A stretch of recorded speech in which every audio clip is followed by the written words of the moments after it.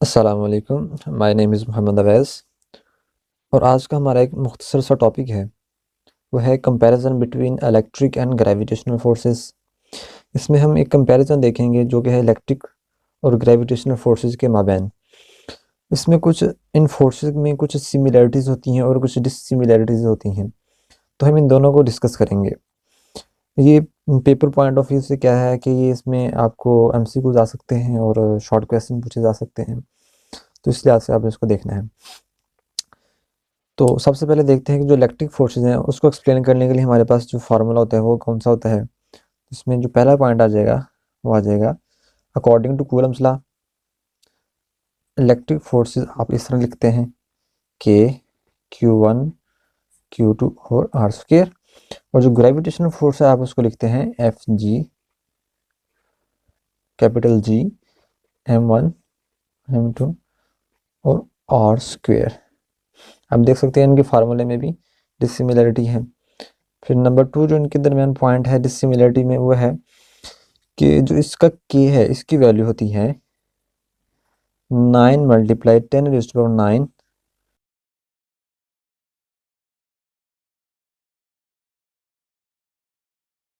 ठीक है जी।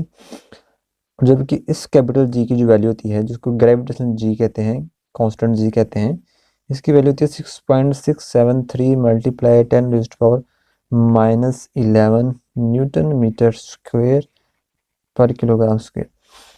तो आप इसमें देखें जो के है वो 10⁻+9 की पावर के साथ है और इसमें -11 की पावर के साथ है, जो कि बहुत ही छोटी पावर है, यानी कि बहुत ही कम वैल्यू है ये इसकी।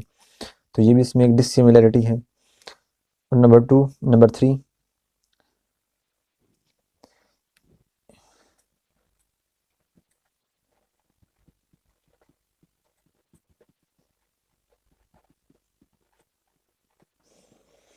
जो इलेक्ट्रिक फोर्स होती है ना वो बहुत ही स्ट्रॉन्ग फोर्स होती है। आपको पता है कि दो चार्जेस के दरमियान जो फोर्स होती हैं वो बहुत ही स्ट्रॉन्ग होती हैं, ठीक है ना।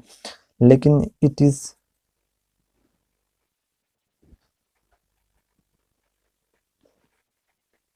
और ये बहुत वीक फोर्स होती है, ठीक है जी। नंबर 4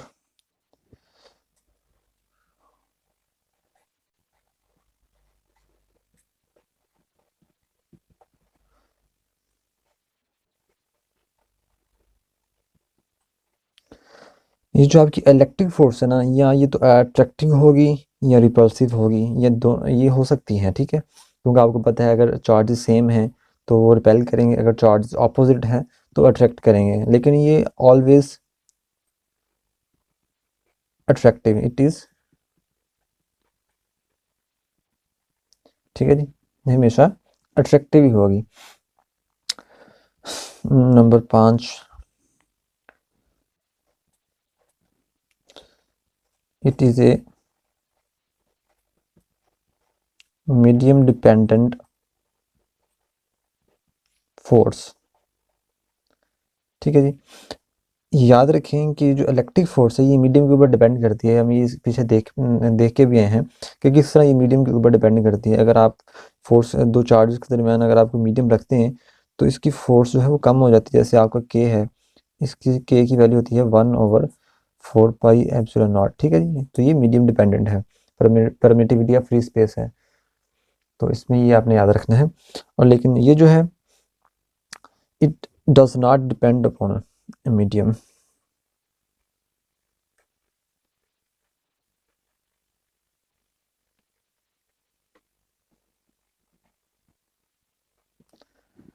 नंबर 6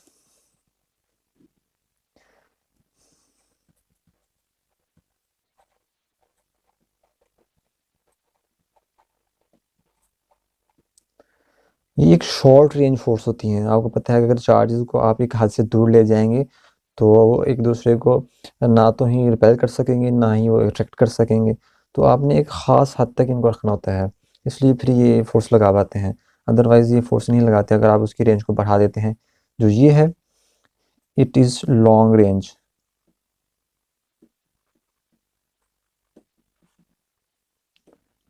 ठीक है जी। नंबर 7 है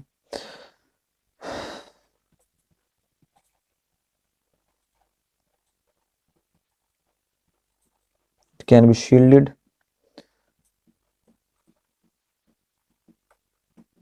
इट कैन नॉट बी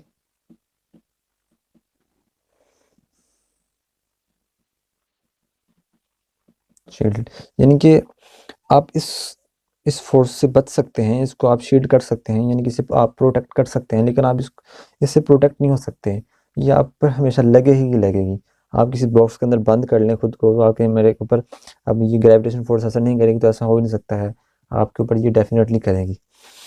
तो अब इसमें देखते हैं जो इसमें सिमिलरिटीज़ हैं, ठीक है जी, वो कौन कौन सी उसको देखते हैं। नंबर 1 है बोथ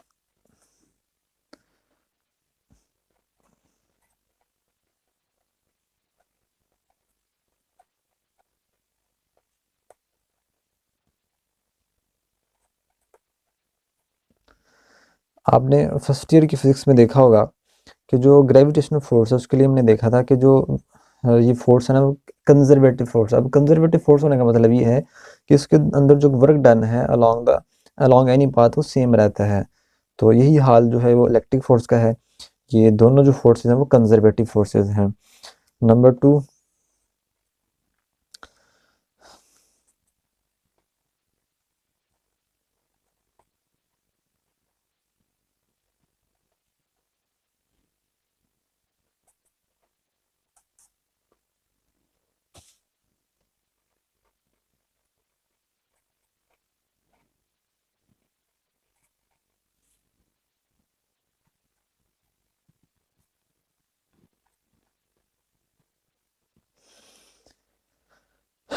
ये जो दोनों फोर्सेज हैं ना आपकी, इलेक्ट्रिक वाली भी और ग्रेविटेशनल वाली भी, दोनों के लिए ये जो रिलेशन है ना ये होल्ड करता है। मतलब कि आपकी जो फोर्स है वो आर के साथ चेंज होती हैं। जैसे जैसे आपका आर बढ़ता है फोर्सेस कम होती हैं, और जैसे जैसे आपका जो आर है वो कम होता है फोर्स बढ़ती हैं। ये तो अंडरस्टूड सी बात है।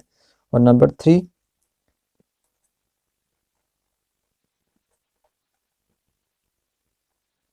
Superposition principle